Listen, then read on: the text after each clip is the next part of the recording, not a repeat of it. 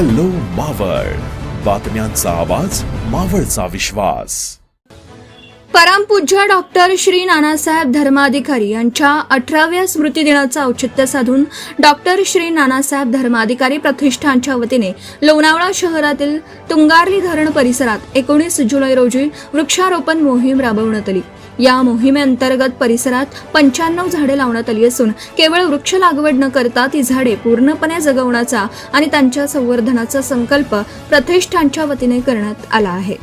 करंज, कांचन, पिंपळ, शिसम, बेहेडा, जांभूळ, पळस, तामहन, कडुलिंब, मोहगणी, रेनट्री या झाडांचा यामध्ये समावेश आहे.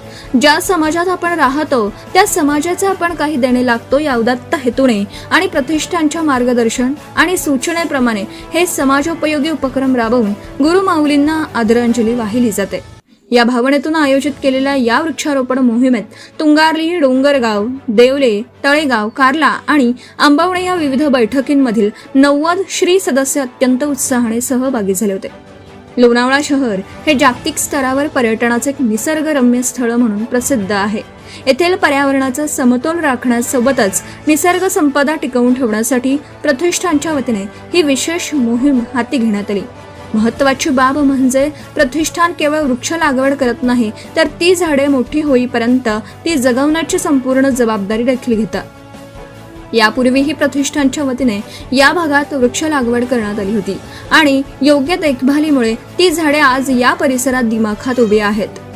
हा वृक्षारोपणाचा कार्यक्रम केवळ एका दिवसाचा सोहळा न ठरता लावलेली सर्व 95 झाडं व्यवस्थित जगली पाहिजेत यासाठी प्रतिष्ठानने विशेष नियोजन केलं आहे.